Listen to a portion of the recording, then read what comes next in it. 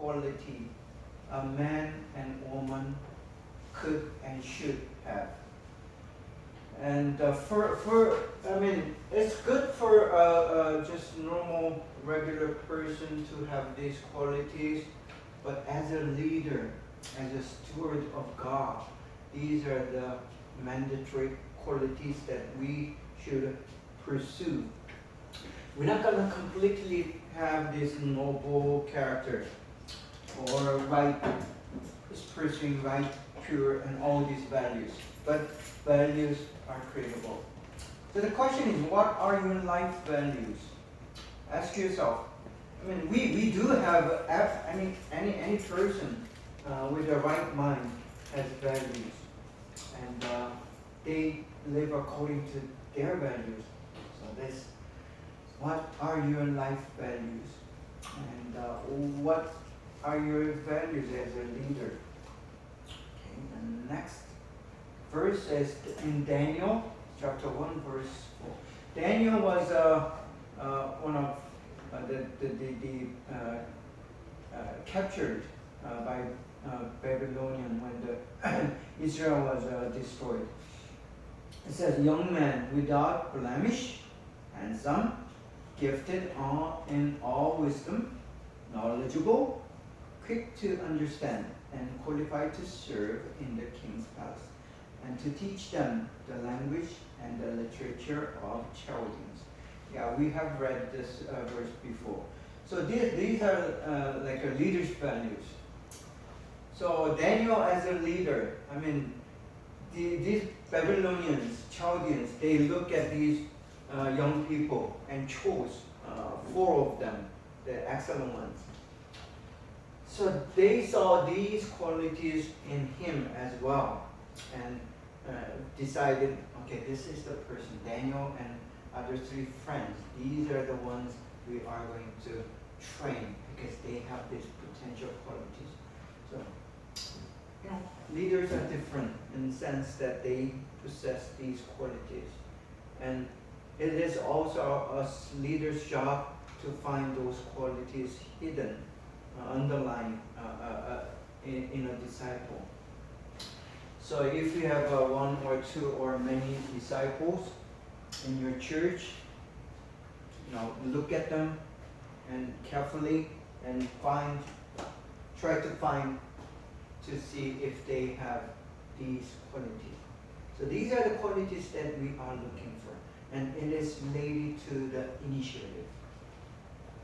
So initiative is a very important word. It's a key word that we, as a leader.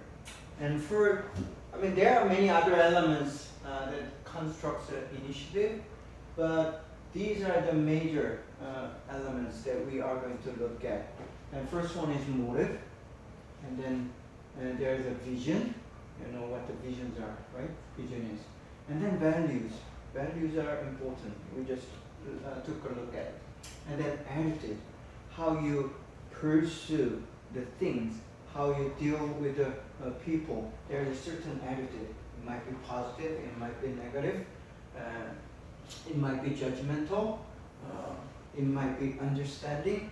So people have different attitude, and some attitudes you are born with, and some attitudes you kind of develop. So these are the 4 major elements that has to do with initiative. So initiative is a very key word for a leader.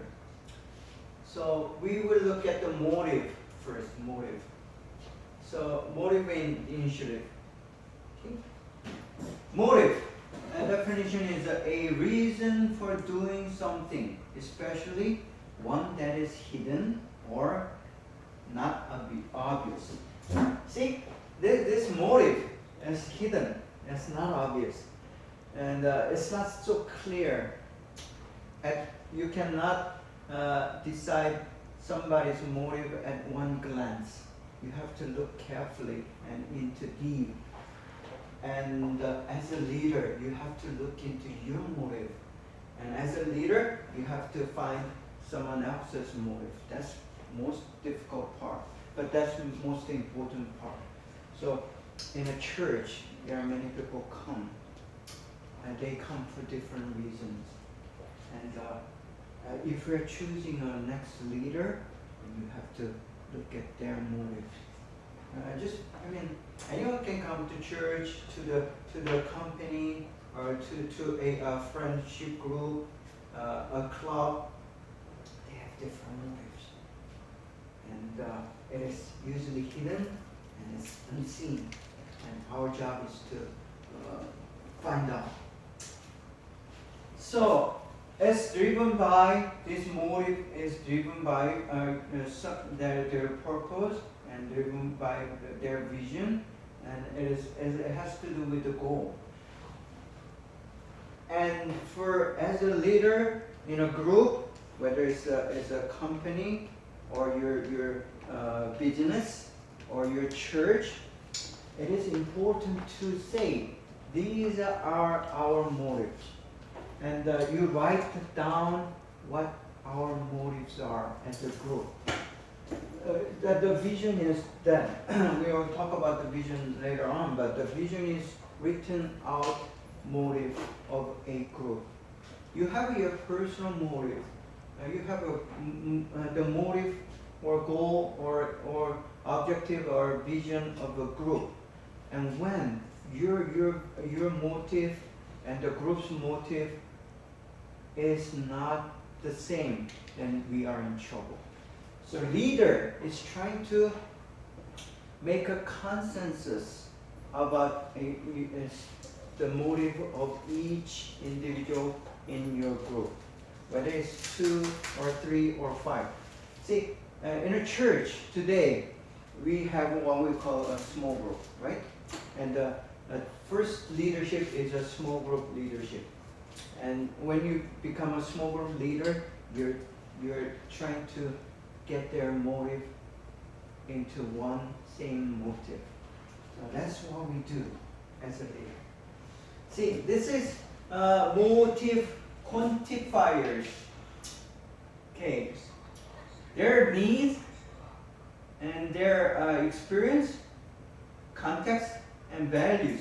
These things decide someone's motive. Let me give an example.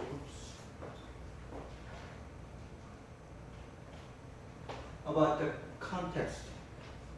People grow up. They are born into a family. And then they have parents and siblings, brothers and sisters.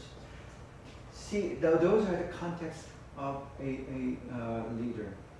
As he or she grows up, there are many things happening in the family. And then those family things, whether it's financial, whether it's a issue with their parents, or is like a competition among the brothers and sisters, these create a context. And as a youth pastor of young people, these are very critical when you try to understand someone else's motive. When they are young, their context, how they were raised, how they grew up, what kind of family does he have, what kind of brothers and sisters he or she have or has. That kind of makes a total difference in their motive. So some are driven by competition. I want to win, and I have to win over this person or that person. I gotta win. I'm not gonna lose. That kind of is a basic or major motive, and that person is very competitive, and they fight always. Their mental is fighting inside. And some just motive is to gain things. I have to have this. I have that, because they were not allowed to have something in their family as they grow up. When that's the case, their motive is different. So those are the experience that also changes someone else's motive. Next. Okay, that's motive qualifiers. There are like a good motive and bad motive, or evil one. So Your motive can be good one or it can be evil one. It can be communal and it can be personal. Okay, there.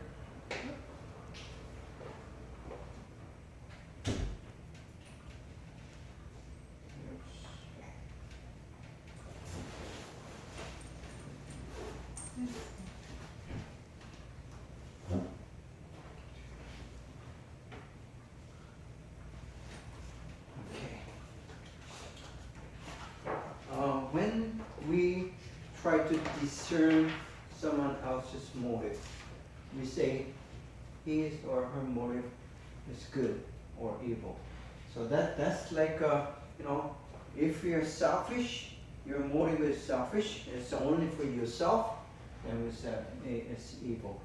And if the person's motive is to serve others, to give a gain to others, to help others, to support others, then we say his or her motive is good.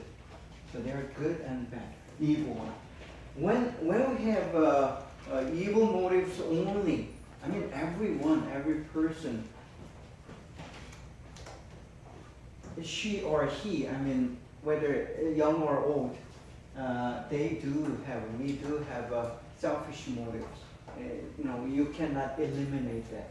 But the thing is, which motive is bigger?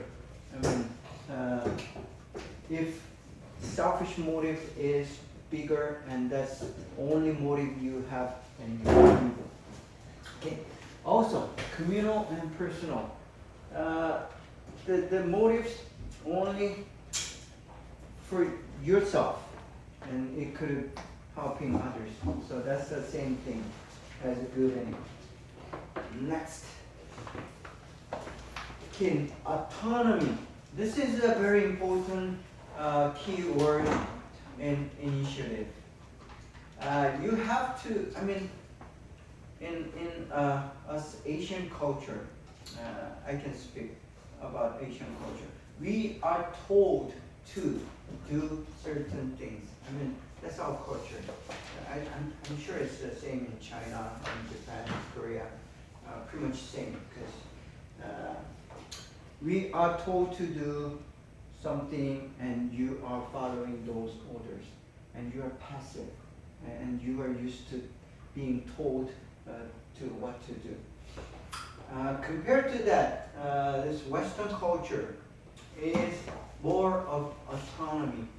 You have to make your own decision. You have to find what you like, what you don't like, and you are going to decide what to do. And on the other hand, while you are doing, making those decisions and being autonomous, you have to be responsible. So in in Asian culture, especially in Far East, including Japan, Korea, and China, you are told to do something, and you are not responsible, because you are just told to those things, and you just do those, and that's it. But in Western culture, once you are autonomous, then you have to take a responsibility. So self-governed, self-motivated, and self-supporting, and self-propagate. Self-propagate means you are extending your area or your responsibility. So autonomy is a keyword. You are motivated by yourself and not by others.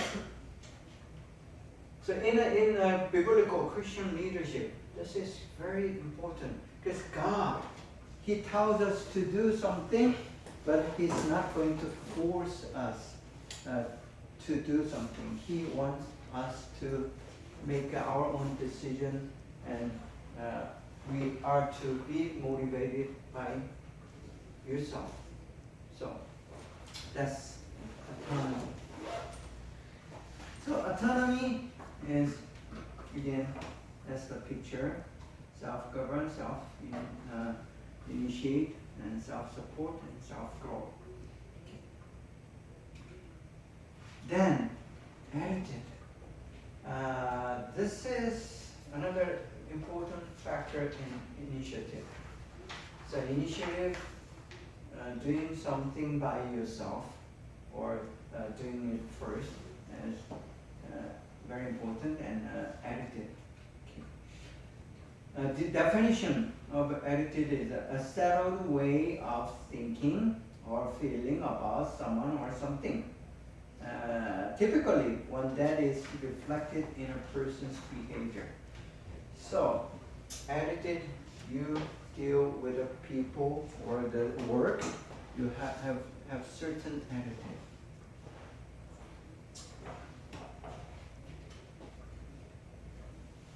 See, these are the qualifiers for attitude. There's a certain expectation and experience and temperament and traits. So your temperament and traits, we talked about that in last class. So how you think, how you feel, and how you see the things, those temperaments, the characters, these are a very important part of your attitude. And also there's an expectation. So attitude comes out of your expectation. If you do not expect much, your attitude is going to be passive. If you're expecting a lot from something, or your behavior, or from a group, from a church, whatever, if your expectation is high, then your attitude is going to be positive, very active. So, again, when you are looking into yourself and looking into your disciples or your followers or your workers in a business, look at their expectation, and your job as a leader is to try to raise their expectation level high enough. Not too high. If it becomes too much high, we say it's ideal. Ideal is good, but when that ideal or dream is way too high, then people tend to give up. So the art of raising the expectation bar is just a little above their current ability. So if your ability is that much, or his or her ability is that much, just raise that much more, and help them to raise that expectation. Then their attitude changes. So our job as a leader is to change the attitude of people from negative to positive, passive to active. And it is not easy. I'm not saying it's easy just like what I'm saying. I mean, it is easy to say than to be done. But it is our job to raise our expectation, and therefore, making them have positive attitude. So whether it's a thing or a person, I mean, there is expectation. You expect a certain amount of thing from a people or person. Even your friend, if you have a friend, you have your expectation, and that expectation makes your attitude. So if you expect, and if that need is met, and your attitude is going to change from negative to positive, passive to active.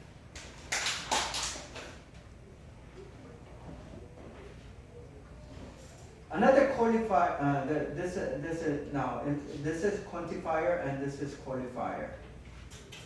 So attitude, it can be both either positive or negative, and it can be passive or active. So these are pretty much similar, but some people have very negative attitude on people and the things and works. If you have someone in your business who has a negative attitude, that person is not going to make a good employee or worker. So you don't just throw them away or cut them off or just let them go because that person, he or she, has a negative attitude. Our job as a leader is to change their negative attitude to positive, from their passive attitude to active. So those are qualifiers about attitude. So attitude is very important part in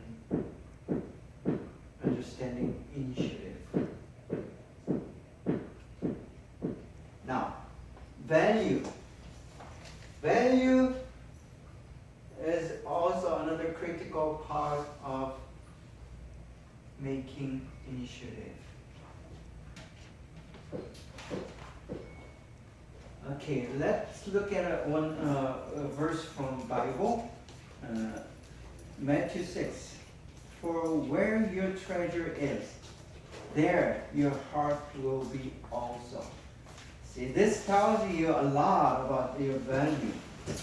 See, this is the treasure. Treasure is a value. So, in other words, you can say where your value is, there your heart will be. So, value and heart is very connected. So, your heart, the mind, and your desire always follow that value. So people do have value. We just read about the life value and the leadership value at the beginning of today's class.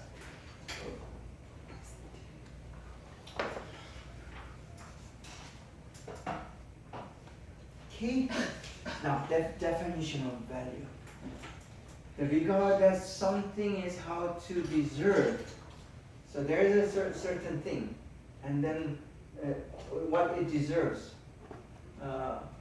It could be, I mean, you can say this value is good, this value is bad, or this value is expensive, this value is cheap.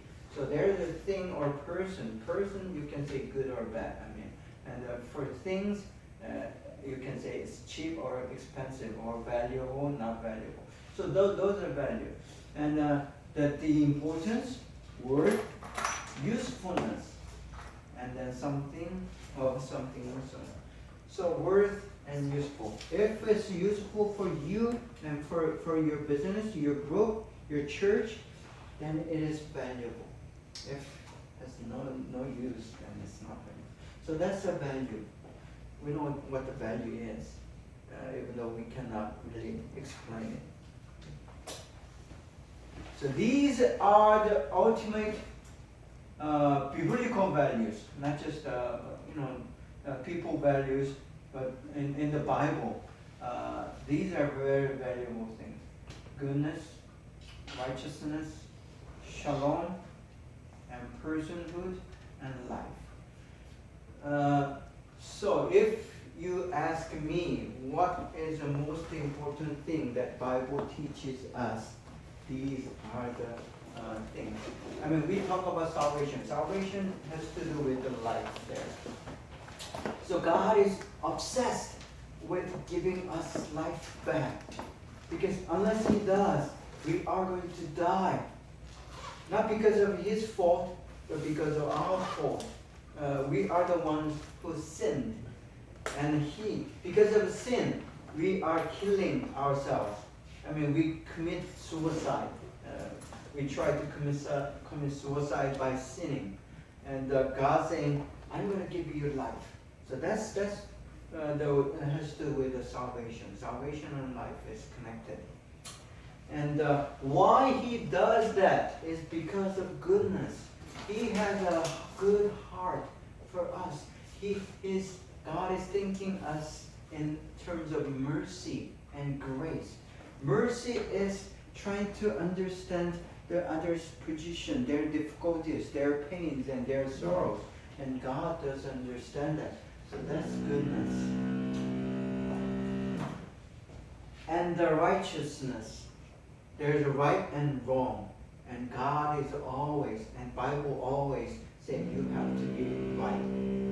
Do not do the wrong. Do not commit unrighteousness. do not commit the sin, iniquities, and fault and wrongs. So that's the concept of righteousness. And I mean, any and every culture, they try to teach their children the righteousness. I mean, they want them to be right. They want them to be honest. And so this is like ethical values. So there is a ethic. I mean, ethic from this culture and that culture might be a little different. And the Christian ethic and the Islam, Muslim culture, and then Buddhist culture, they have different set of ethics. But still, if you go to the bottom of all these cultural ethics, then it has to do with being right. Being right. So that's not only a biblical value, it's universal value. So goodness and righteousness, those are the main values. And the reason, and it comes down to the shalom. Shalom is it's a Hebrew word for peace. Peace is interpersonal peace. People with other people, being with other being. If you're intelligent, a personal being, the shalom is the most valuable value. So Bible, the salvation, and Jesus coming to die for us, all these things are for shalom. God wants to have shalom with us. He wants to have peace with us. The shalom is a very active relationship between two personal beings. Whether it's God, man, or man and man, and man and woman, parents and children, we all need a shalom. Shalom is most positive and active interpersonal relationship that can happen. So it's ideal of human relationship. And so the Bible, I mean, the most important value in the Bible is people loving people, people trusting people. See, that's the most important value in Christian religion, and that's why I'm telling you this. These are the most important the biblical values. Personhood. We are created as a person, meaning a person. Again, in Chinese, you see that character in Korea it says in, but I don't know how you read in Chinese, but that means a person with another person, right? So that's how the letter comes out. So that personhood, you have freedom to choose. That's person. You are. You have to relate with others. You cannot be a person by yourself. You have to have another person to be a person. See, do you understand that? So the person is a very important value in the Bible. So these are like biblical values. If you're a leader, you're a biblical leader, this has to be your value, not someone else. But you have to believe in goodness, you have to believe in righteousness, and you have to believe in shalom, and you have to believe in being a person. So if you invade someone else's privacy without having their permission, then you are not being a person yourself, and you are destroying someone else's personhood. So that's American value. See, I mean, American values, they think it's no longer Christian, but the root of everything they teach in America, it always has to do with the biblical teachings, biblical values. So the Bible is always underlined in their politics, their economy. So if you are trying to understand America, you have to understand Christianity and the Bible. So without understanding these things, you are not going to be able to understand America or American people, American culture. So that's why it is important to understand these values. Life is always critical and important value in America, in the Bible. So many cultures, life is just a thing. The life is not that important, but we value this. Okay. There are something called absolute values. These are absolute values: freedom, justice, equality, dignity, and human dignity, fairness, and diversity. So these are American values, and it is not only American values; these are biblical values. See, if you grow up in in Asian culture, just like me, these things you learn. But if you see the society, the community that you are in, and you know that these values are not real for my community, right? And so there's a conflict. What you learn and study is not there. It is.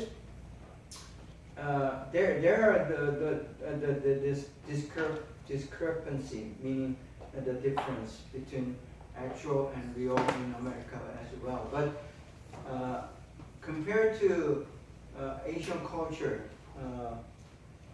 the America pursues these values for real. So freedom, justice, equality, human dignity, fairness, and diversity. This has to be your value as a leader. Whether you are born in Korea, Japan, doesn't matter. Whether you're American, doesn't matter. This has to be your absolute values.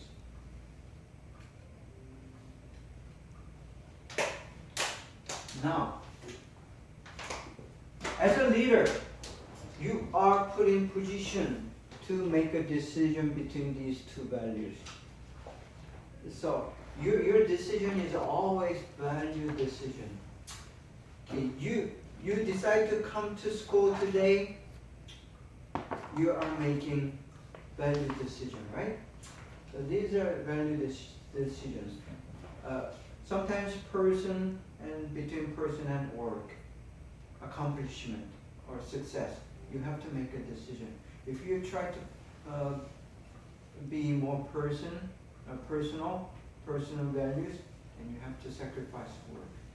Same thing with a process or product. Many times these are the conflicting values. Unseen and tangible, or seen. There is something that you can touch. Money is something that you can touch. The house and the cars, these are the tangible things you can touch and have, possess. But there are things that are not visible, but more important. There is something that lasts for longer, and there is something that is for short term. So you can go for immediate satisfaction, whether it's a pleasure by eating, or whether it's a sexual pleasure, whatever those things give you immediate gratitude, meaning satisfaction. But there are things that gives a long-term satisfaction, and you have to sometimes choose between these two. And then happiness and pleasure goes along with the immediate and lasting. So which is the more important? Now, vision. Vision is a great vocabulary for an initiative. You hear a lot about vision, right? So definition, dictionary says, the ability to think about or plan the future with the imagination or wisdom. See, it is interesting that they use the wisdom. So vision, especially biblical vision has to do with the wisdom. This is just a dictionary definition, but it does define vision with the wisdom. It's a legible dream.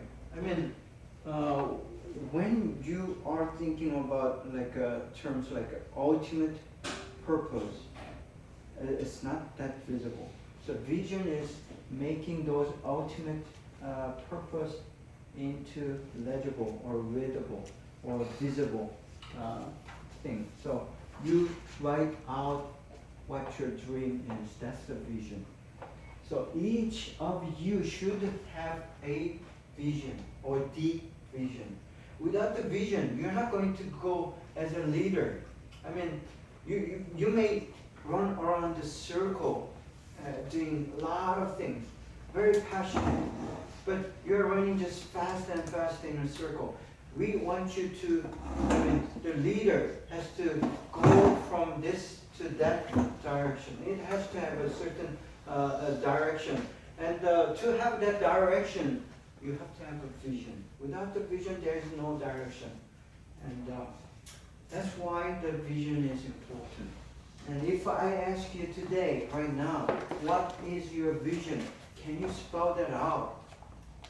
And see, you have to have a statement. So, whether it's a business, whether it's a church, or whether it's just a friendship group, you do have a vision statement. So think of, if you're running a business, think of what is your vision statement for your business, your company, or your church, and or even yourself as a person, as a student, as an individual, as a mother, or whatever. You should have your own vision written on. People usually don't think about these things, but since you are in a leadership class, you are obligated to think about what is my vision today. And if someone asks me, what is your vision, and how am I going to answer that? See, you have to have an answer to this. Vision is very critical. Function of a vision. Vision kind of rationalizes your cost. It does.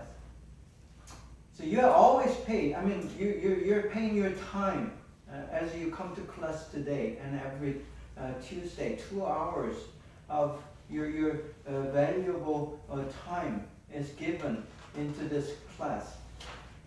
And if you don't have a vision saying, why am I at this class listening to these lectures, and you're not rationalizing yourself. You have to have a certain reason to be here, spending 2 hours of cost.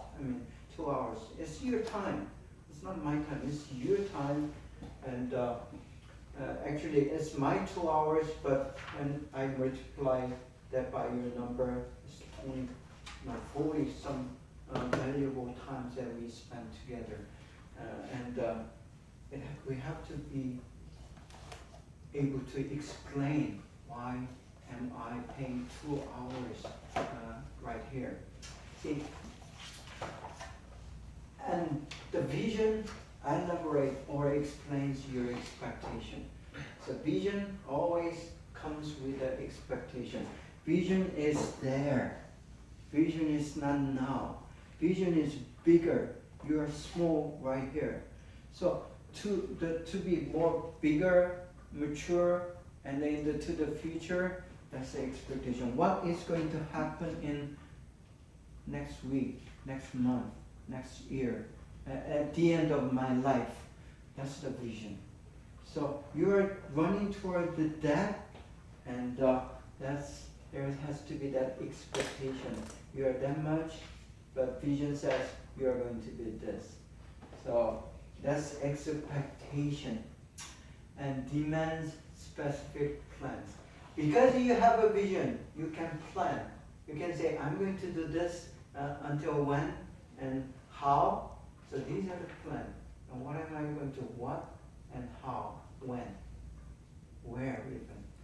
So plan says, I'm going to reach that vision or goal or the end by doing these. These are the plans.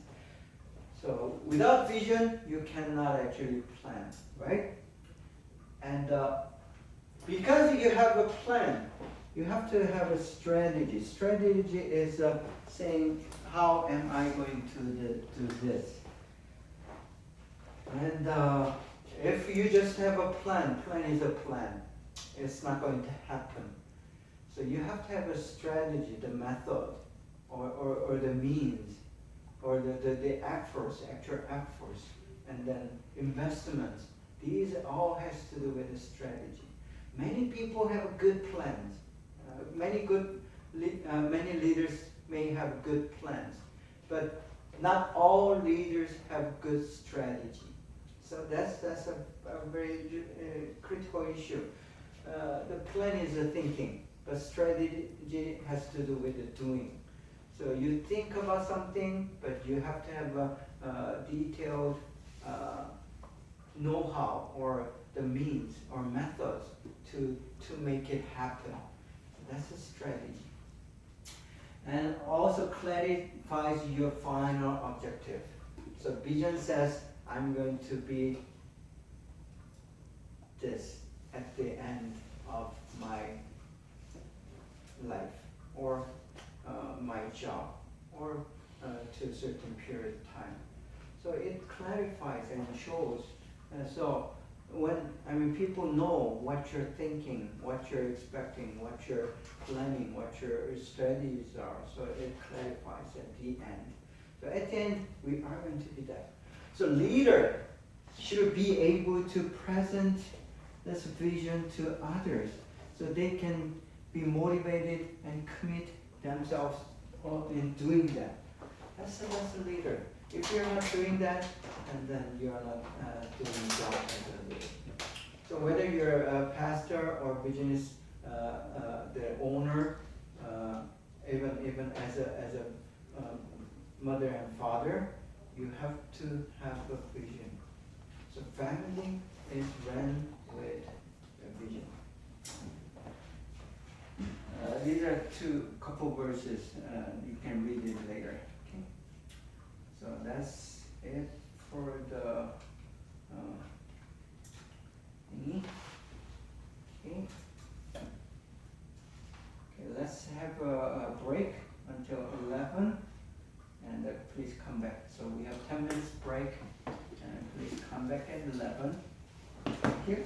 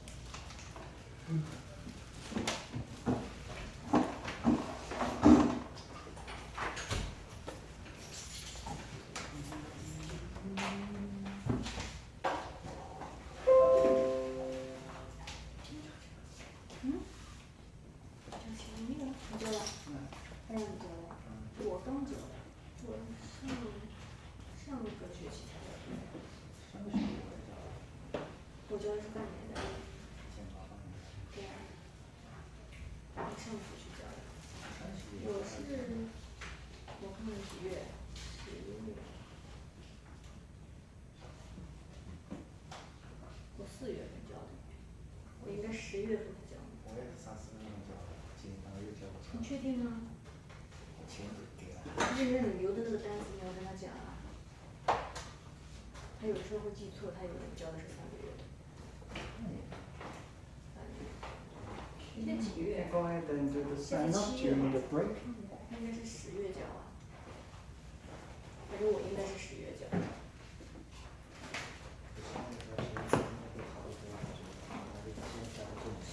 对不对？如果你要是上次交了到现在是3个月的话，他就以为你是3个月，因为有的人才3个月交。你把上次的单子拿过来，上次交费的单子拿过来。我找一下。对呀。这是1年交吗？半年。半年交。直接交到学校。你是交中介的是吧？是。因为网络里已经不是第一年了。第2年就直接交这儿。2年1班。你看2年多少钱呢？1800。那第1年交卫生费的话就1万。大家都多，没有不多的。真的，都好多。对，比较的。我也是1万。我更多，我12000。啊。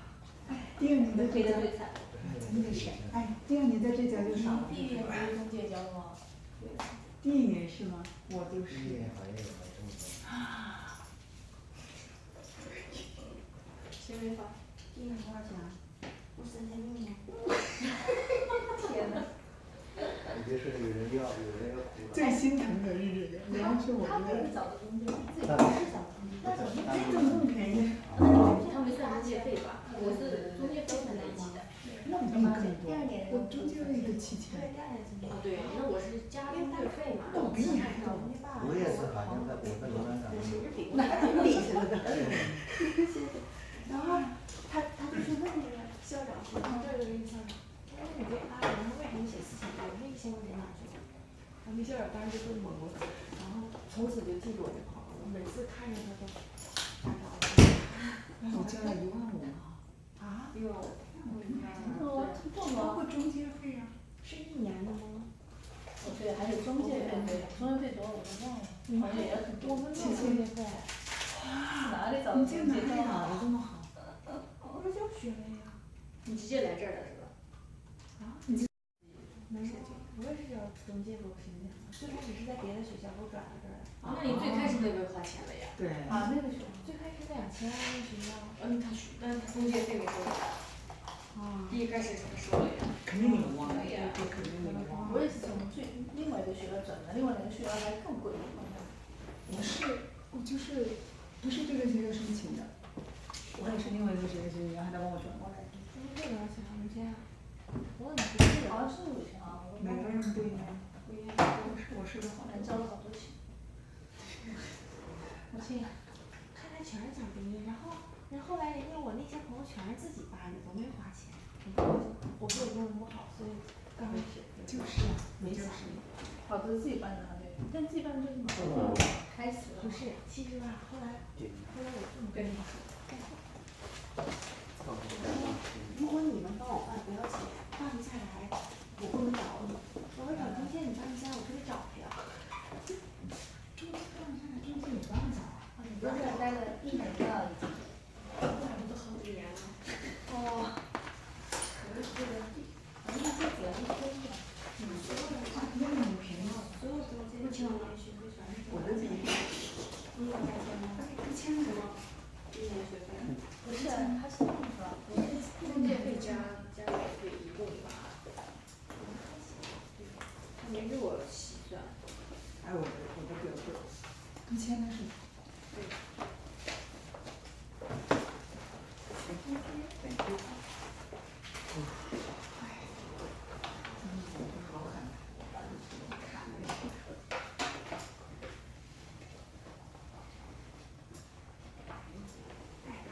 就是第2年在这自己交便宜很多，是不是3600。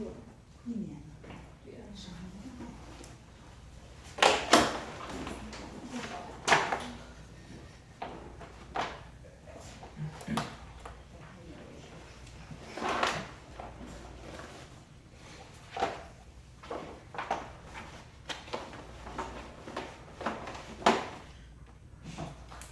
那你这个签好是签多少年的第一次？这个签证这身份4年。4年，好像是4年。4年之后再去申请，反正就给人家看。不用。要交吗？这交多少？我忘了。说你我看看。就这行了。交。你帮我也一起交了。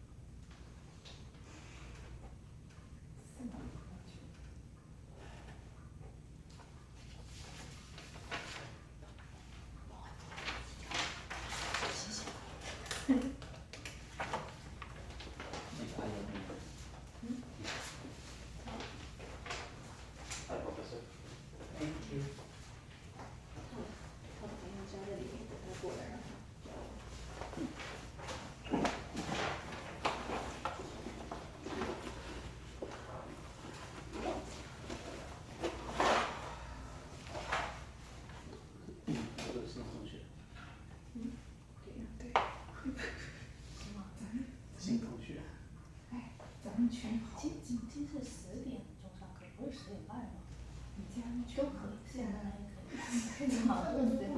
没有，过来比较那个排的比较久。对，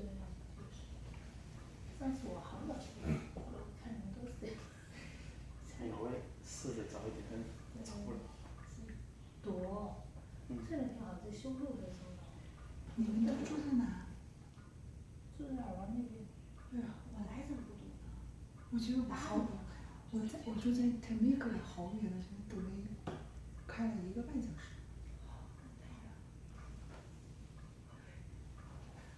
求学之路不容易，太远了。越出钱越出力。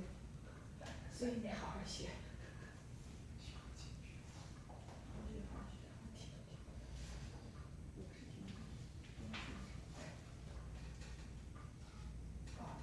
那1个小时就到了。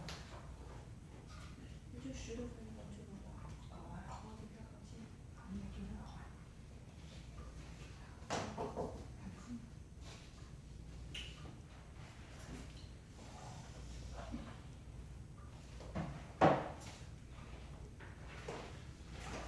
Okay, let's begin the next session with the quiz.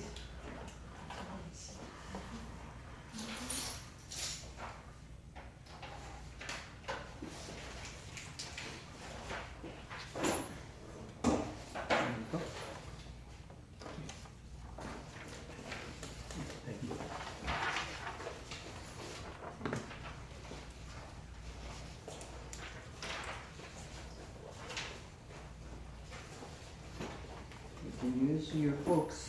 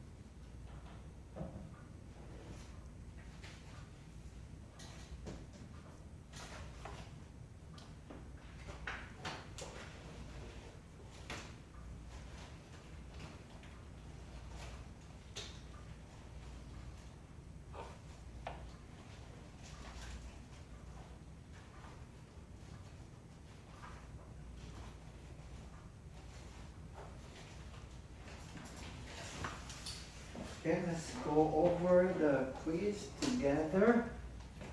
And please make necessary corrections if you got it wrong. And this is third quiz. Number 1. As which of the following does not describe character? Of course, this is about leadership character.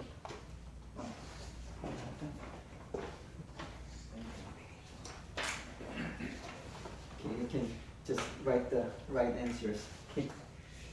Number 1. A critical character is a critical part of one's personality. True. B. Character defines the quality of a person. Yes, it does. And C. Quality provides the distinctive uniqueness of a leader. Yes. And the D. All leaders have the same character. No.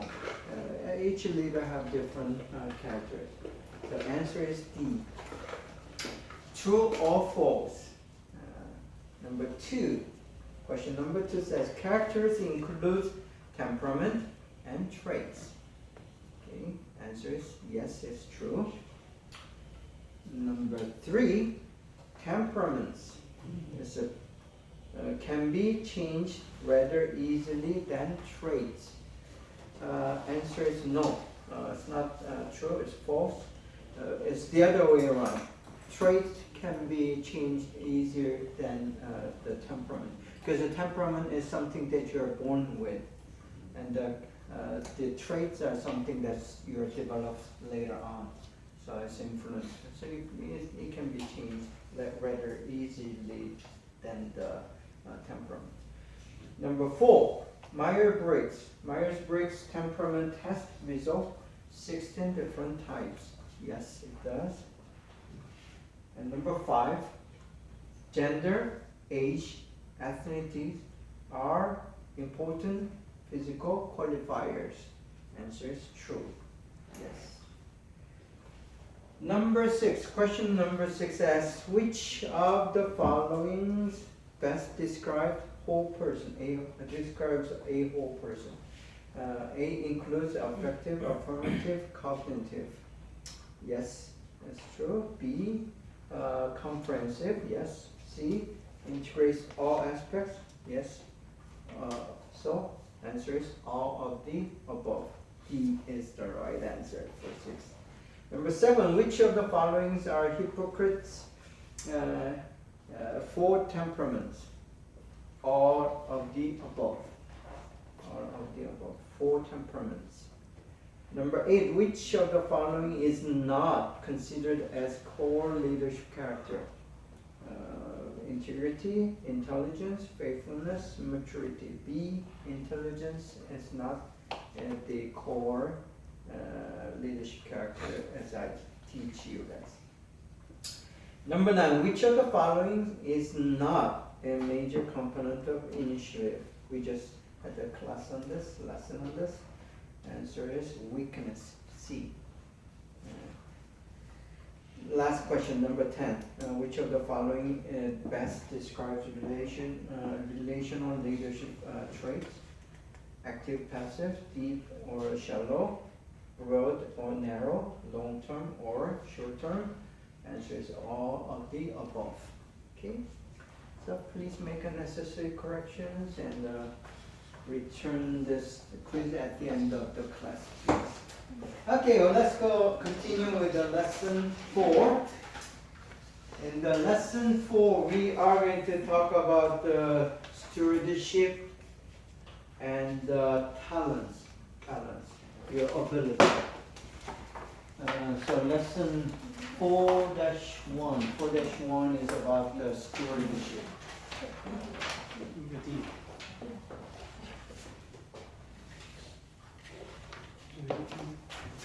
Okay, the core concept and the elements of stewardship. Core concept and definition. A person, steward is a person who is responsible for supplying food to a college, club, or other institutions. That's a dictionary definition of steward. So stewardship is ability or quality of doing these things. But in a Christian term, it is a little different. In Christian terms, the letter one, bottom one, says, stewardship in Christianity follows from the belief that human beings are created by the same God who created the entire universe and everything in it. To look after the earth and thus God's dominion is the responsibility of a Christian steward. So we are given the whole earth, whole universe, the nature, the mountains and the sea and the animals and the fishes and birds and people. So we are steward of these things. We have to take care of all these things God had created. That's a basic belief of Christian stewardship. So we are called to help out or care for these things. So basic concept that has to do with the stewardship or the servant. You know the word servant rather than steward. So servant is a kind of steward. Not exactly the same, but we are the servant. And the servant is untrusted. So the Bible verse says, the man who have received the 5 bags of gold brought the other 5. Master, he said, you entrusted me the 5 bags of gold. See, I have gained 5 more. So someone, the master, entrusts you with the 5 bags of gold. So you are entrusted. Entrust meaning, a master believes you to take care of certain things or certain people. In our case, both. The leaders take care of, entrusted with the people and also the things. So entrusted is a key. It is a blessing. Being a servant of God, being a steward of God is a blessing. It's not responsibility. It's not burden. It's not burden. It is blessing. It's a good thing. I mean, it might be the best thing that happens to you because God trusts you to be able to take care of people and things. So that we consider stewardship as a blessing. And taking care is a very, very important concept in stewardship. Genesis 2:15, the Lord God took the man and put him in the Garden of Eden. You know the Garden of Eden, right? To work it and take care of it. So stewardship is caretaking.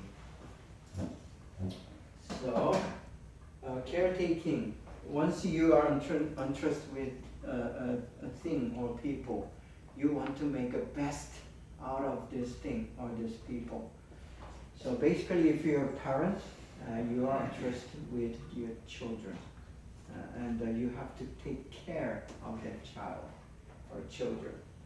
So taking care is making best of that being or thing, and that's care. And you have to be always careful. So the word taking care, careful, goes together. Now, what do we need to take care of?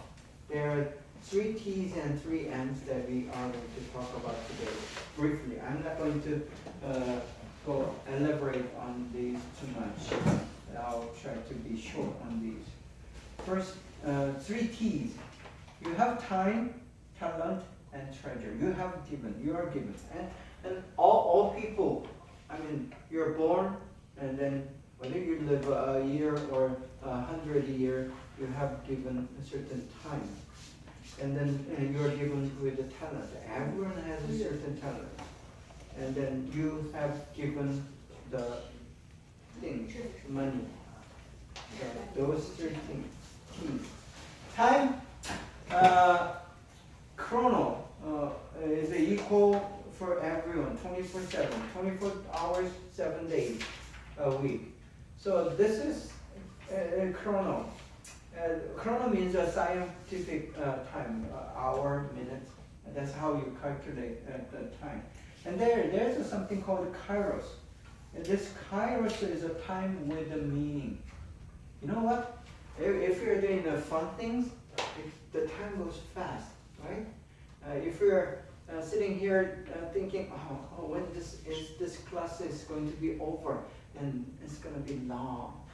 So it's the same 2 hours, but everyone feels different. So that's kind of kairos. So those are Greek words. Chrono and kairos are Greek words, and Greek people, they thought two different kind of time, and it is true. So in the Bible it says the evening and the morning. In the Genesis chapter 1, when God created, there was the evening and then the morning. Which evening is a evil time, and the morning is good time. So this has to do with some theology, but just giving you an example. Beginning and the end. And when you think, I'm going to explain a little bit over this circular, linear, and spring. If you're Buddhist, believe in the circular model of time. Time runs in a big, large circle, and you're born as a dog, and then if you live a good life, then you may be upgraded as something else.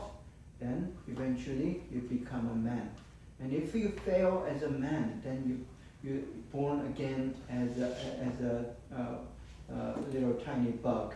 So that's the idea of a circular time frame. So many in Oriental Asian culture, they believe in this because there are many Buddhists. Even Hinduism, they believe in a big circle of time running around. In Hinduism, the circle is much bigger than Buddhist, but it is a circle. It comes back, and it happens again and again. The linear idea of time, there's a beginning and there's the end. It goes straight from here to there. This is a modern scientific thinking of time. So time goes from past, present, and future, and that's a linear. Then spring that's a biblical frame understanding of time. There's some circular. Something happens over and over again, but it goes toward the end. So it goes like this, like a spring, and then it's gonna end somewhere there. So there's a beginning and there's a circular pattern that repeats. So the question is, how are you going to steward your time? How are you going to be responsible about your time? Next. Kairos time, I just told you, as a scientific, the time with a meaning. So there's time to love, time to hate, and then time for war, and time for peace. Time with each different meaning. Okay, best of time. You have to make the best use of the time. That's what the Bible teaches. Everyone's given 24/7 hours, but it does not end up the same. Some people make a good use of time, some people don't. So best of time is a leadership quality. So as a leader, as a pastor, I'm looking at people who is making the best of time, and that's very important quality. And as a boss, if you're running a business and if you have employees, you gotta look at this. This quality make all the difference. Everyone's given the same hour and time, and some use the best of their time. I'm not just talking about the productivity. Productivity is one measurement. There are some other measurements that tells whether this person is making best of time or not. So again, the same verse. The future. As a steward, as a servant, we are responsible about the future. Future just don't come to you. You have to make of a future. If you're not preparing and planning for the future, it's not going to happen. I mean, it's the unknown, and as much as you prepare, it becomes more known.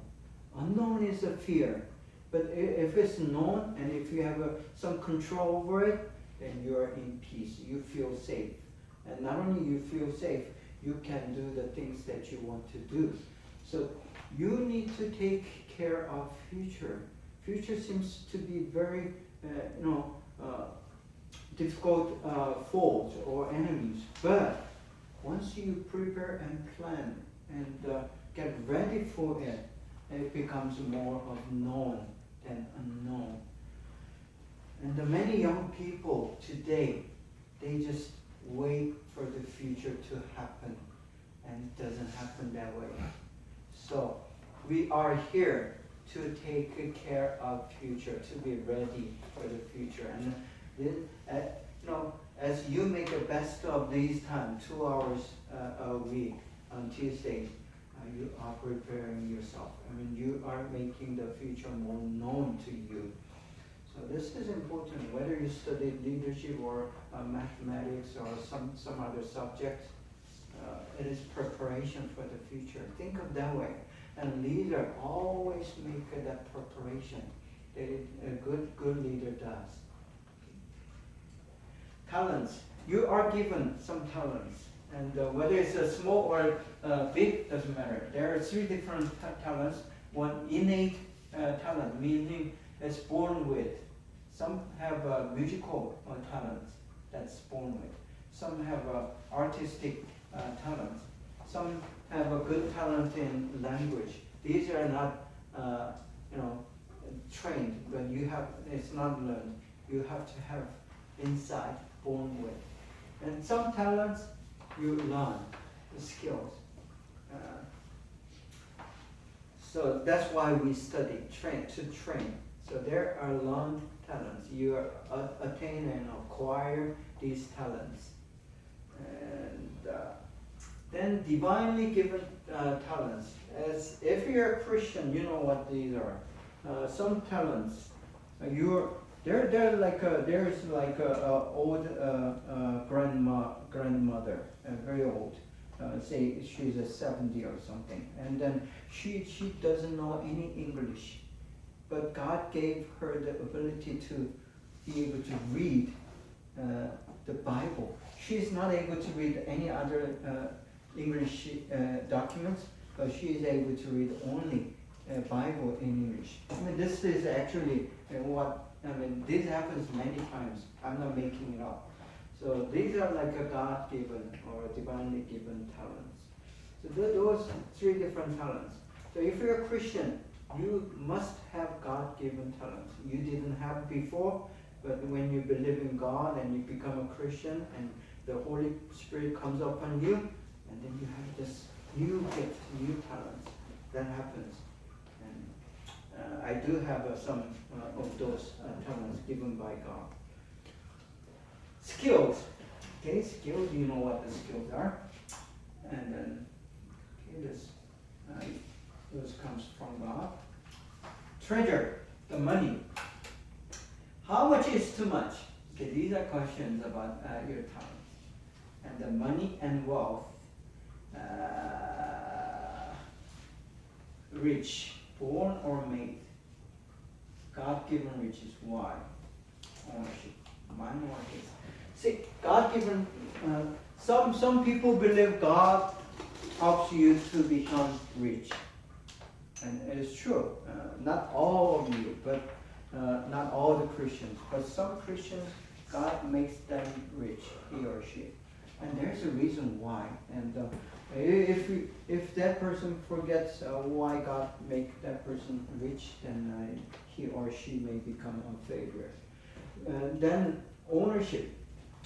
If you have wealth, rich, say you become a millionaire, and you may be already a millionaire, inheriting your parents' wealth. Whichever the case, is it yours really? The question is it really yours? And how much is too much? And many people have different ideas about this. And generally speaking, always I am poor. That's how people think. I need more. I need more. So that's human nature. And you have to, as a young person, should be able to say this much if I have, I'm rich. And it's, beyond that, it's going to be too much. If it's too much, only way to do, the right way to do is to spend that amount for others, helping the needy. So you gotta draw a line somewhere. This is going to be the most that I'm going to have, and I'll say I'm rich enough. It could be $1 million or $100,000. You have to set up a certain level. But the Bible says if you are able to eat and you have a place to sleep, and that's more than enough. I mean, that's what the Bible said. So you can make your own judgment.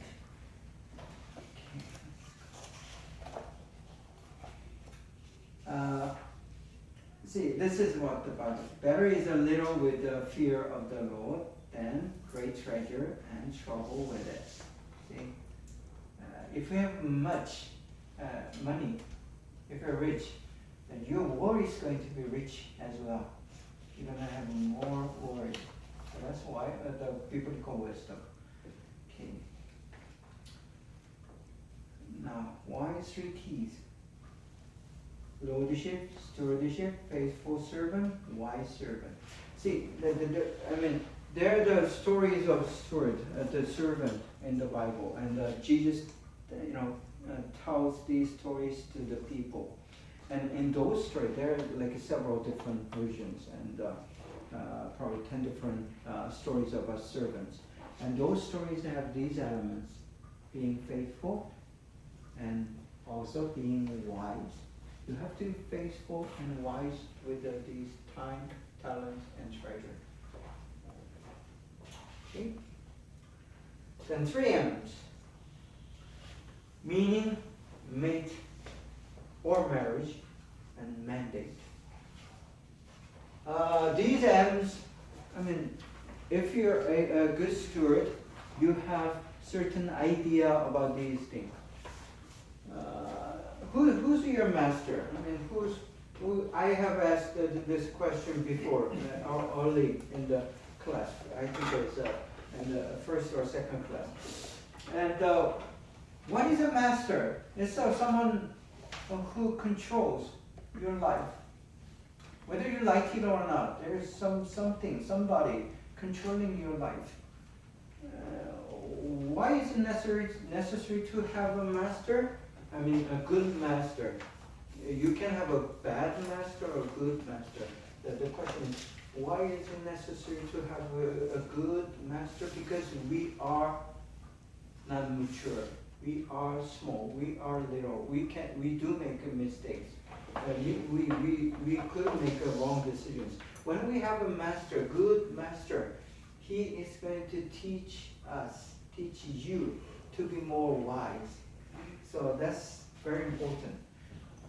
So the question, who is your master, and why is he or she or it is your master? So ask yourself. Lord is master. This is Joshua. There's Moses, and Moses handed down his leadership to Joshua as they entered the land of Canaan. And then this is what he said. As for me and my household, we will serve the Lord. If you are a Christian, if you're not a Christian, this may not be too much a matter, but if you're a Christian, this has to be your confession. passion, your attitude, your belief about the master. And marriage. Okay, can I ask you how many of you are married? All singles? Okay, you're married. Okay, and so other people, you're still to be married or came back single. So, marriage, mate means a different life. When you're married, you're going to live a very different life than what you lived. A very different, I say really, really different life. So, marriage means that you're getting into a very different life. You're making that decision. And the mate is your helper. So you help each other when you are married. That's what the Bible teaches. Because we are insufficient, we are incomplete, we have something that is missing. So when we get married, we try to fill that void or that weakness with one another. That's what the marriage is about. I mean, this marriage thing can be another 10 class lesson. So I cannot go. I mean, I'll just try to go simple. And bearing children.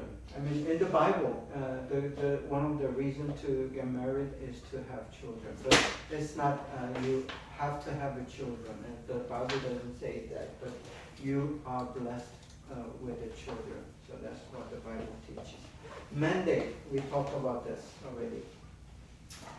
Your job is your mandate, and you are given some people, whether it's your husband, wife, children, or your workers in business, or your disciples in the church. These are your people. So think of who's my people, whom am I responsible? So you have to have that consideration. Okay, tasks and responsibility of steward. Steward, I mean, if you're a steward, you're a servant, there are certainly your responsibility. That's what the servant is. Servant works. And if you're working, then you have to have certain responsibilities. And these things are important because you gotta know what you need to do. So we find the answer in these 4 different identities of a steward or servant. A servant represents, and a steward is a servant, and steward is a manager, and steward is a caretaker.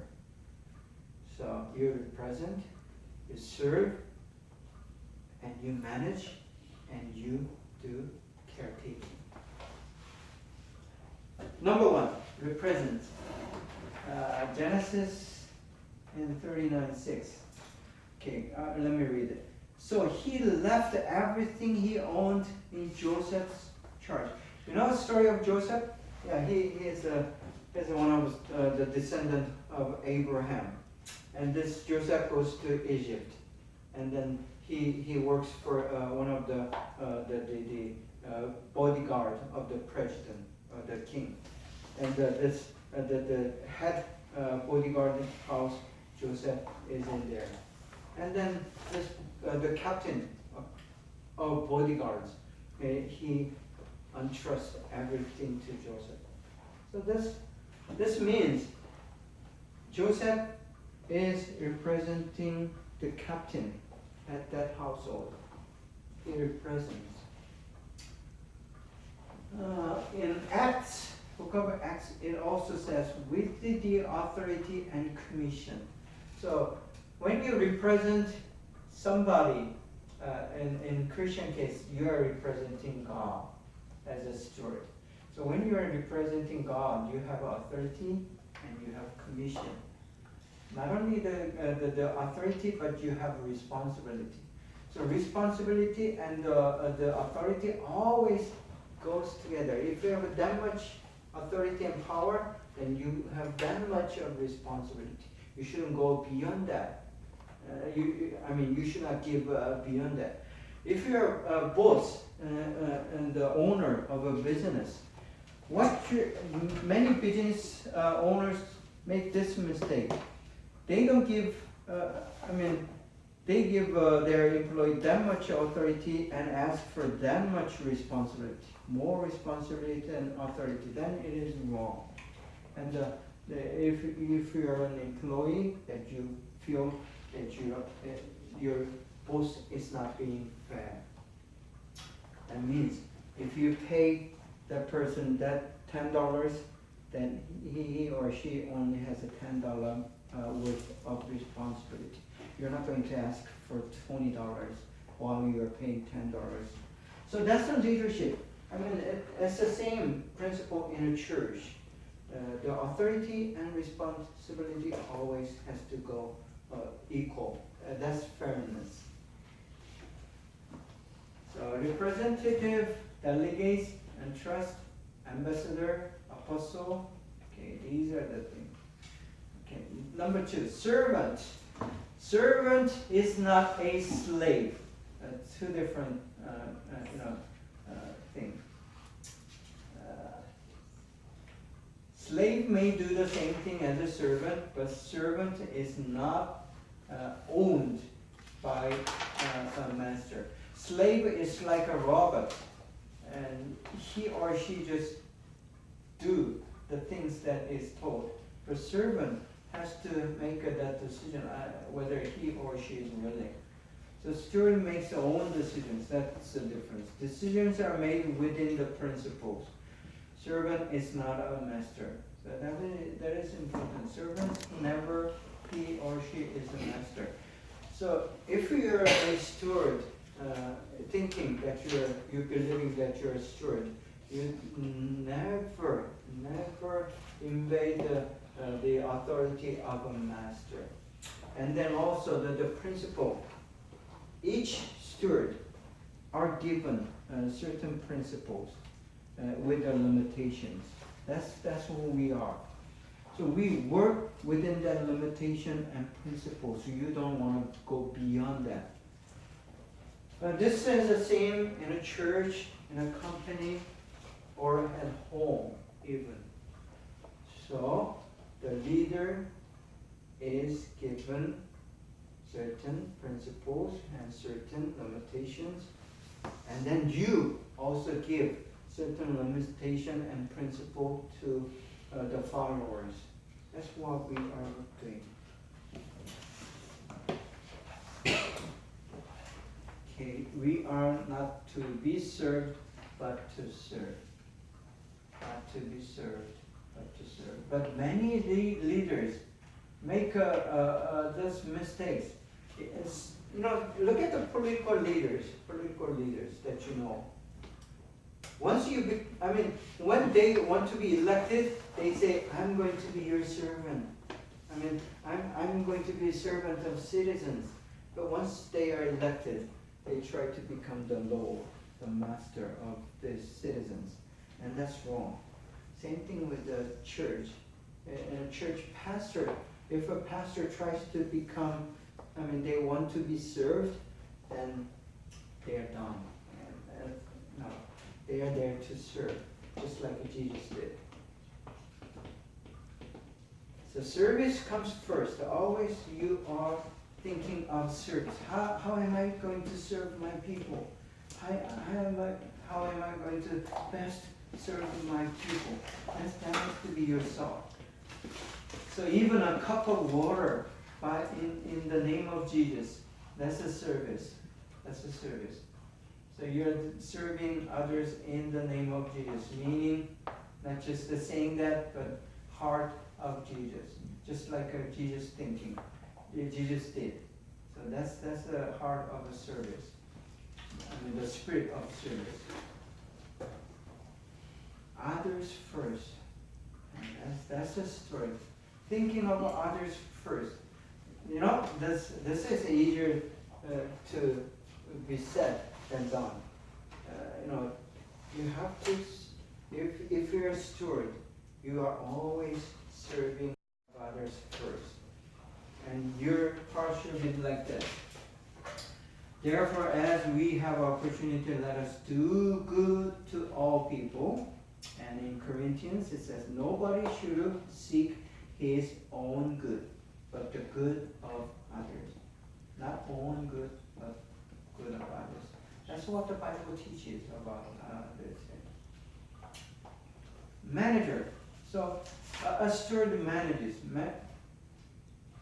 Okay, these, if you're running business or going to be a business person, this is important. You gotta remember this management principle. Always, you have to manage it because the resources are limited. Always limited. Whether it's a human resource, whether it's a money, finance, or whether it's a space, whether it's a time, you run always short of these things. There is a limitation. So management is a making best of what you have, the limited resources. That's management. It's very simple and clear, but many do not understand this concept. Many managers try to extend the resources to get more resources. No, that's not how it works. That may happen as a result of a good management. Management is trying to use the best of what you have. So that's management. And appropriates, making best of the things. So there's a limitation, and you use this for that and that for this. That's how you are doing appropriate, making the best of the things on the right place and right time. That's appropriating. And then also doing it for master and others. Manager does that just like a servant. They do have to do it for master and others. So you have to manage your time, talent, and treasure, and also other resources. Okay, that's manage. Money management, you have to manage your money. You have to do the time management. And you have to do system management. See, ingredient. But all things should be done decently and in order. So certain things has to become first, and then second, then third. So these are the art of management. If you do the third things first, then you are not going to make a good manager. So you gotta understand which comes first and which process is the first. And then also has to decently, clean, and exactly. So that's system management and strategic management. And like I said before, a plan is a just plan when it is sitting there. You need to have a strategy to make it happen. Strategy decides what's the cost and how you're going to do it, when and where, with whom. These are strategic decisions. And a good manager knows how to do it, and good leader knows how to do it. And the last thing, for the Christian, it's not you who manages, it's God who does that. So you depend on God, you trust God to make the management. Okay, for caretaker. If you don't understand the term caretaker, think of your mother. And usually father is not a good caretaker figure, in at least in our culture, right? In Asian culture, mother is usually they are the caretakers. So a caretaker provides and they protect. And then they counsel, they support, and they love. These are the functions of a mother, typical mother. So mother to children, as a caretaking concept. So even if you're a man, whether it's in your business, in your church, a leader is asked to do these functions. See, these functions are difficult for the Asian male. I mean, we do not have the good picture. We do not have that experience. I mean, compared to the Western culture, I mean, man and woman, even guys know how to be a good caretaker. But us Asian male, we do not have a good experience or training to be a caretaker. Usually the female Asian, they do much better than Western female. So we have to learn this caretaking, providing, protecting, and then giving the counsel and these things. So that's a mother function, and usually. So that's what the Bible verse supports. Attend. You have to. I mean, caretaking is attending, and you correct. See, attend and correct. Attending is giving attention to, looking at it with the heart of care. So you attend by you caretaking by attending. Then correction. Caretaking doesn't mean that you say yes to everything. See, when you're a parent, if you have experience of raising children, you know what this is. You have to make a certain corrections. Wrong is wrong, and you have to punish that wrongdoings. So that's an important part of caretaking. Many Christian leaders confuse this, and if they think they are kind and good, that's the best leader. No, that's not the case. You need to make disciplinary decisions and say this is wrong, and you are going to pay for it. I mean, you don't just say wrong, but you have to make that person to pay for it, and they wouldn't know what the cost of being wrong. And love is the last thing, but it is most important thing.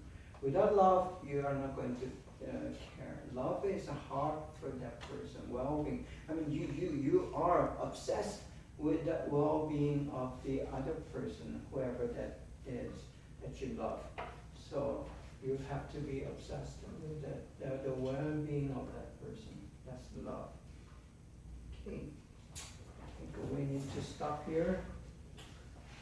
And there's things that we need to take care of, and exercise. There is an exercise.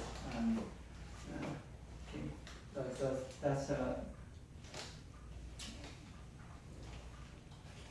we'll close with this exercise.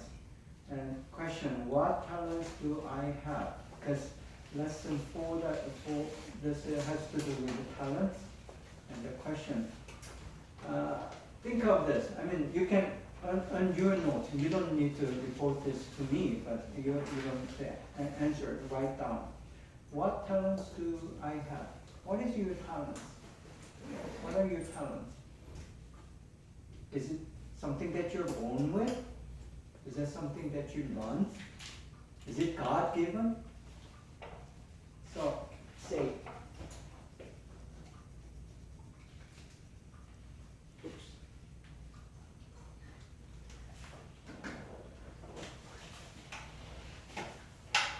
okay, let's say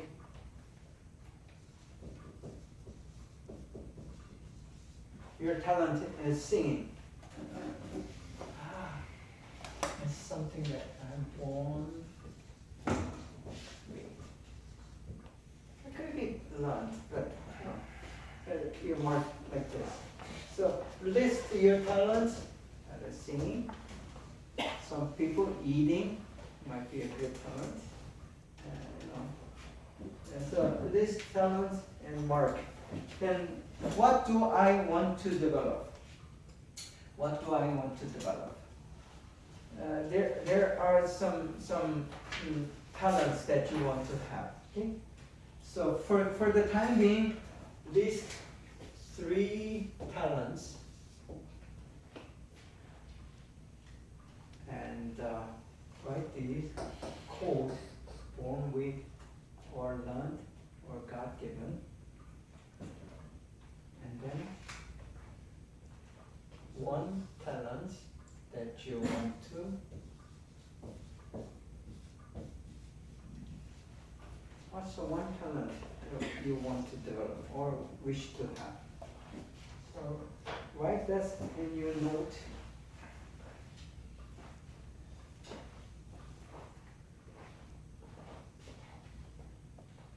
And to close it, you're going to pair up with someone sitting beside you, just 2 or 3 together, and you're going to share what you have written. Okay? So if you're Chinese, may want to pair up with the Chinese. If you're Japanese speaking, find someone who is able to speak Japanese. So write those things and have 5 minutes to just talk about it between you. So pair up. Okay, you don't have to write. I mean, just go ahead and start sharing. So it's out there. What your talents are and where it came from and what you want to develop. Okay, got it? What's your talent? Okay, go ahead. Really don't.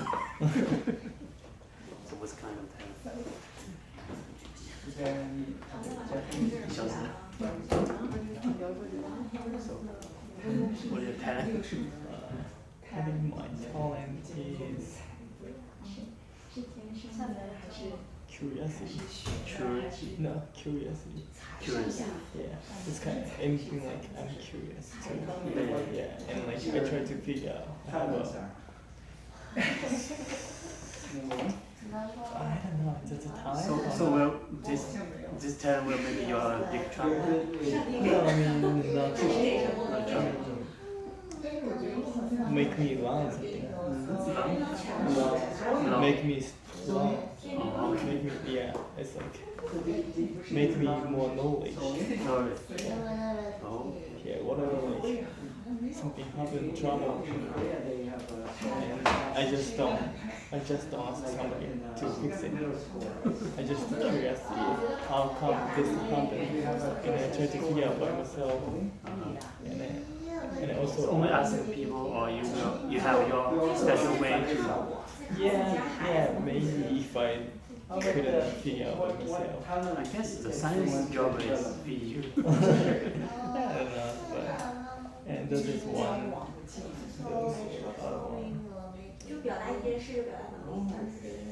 No singing, no eating.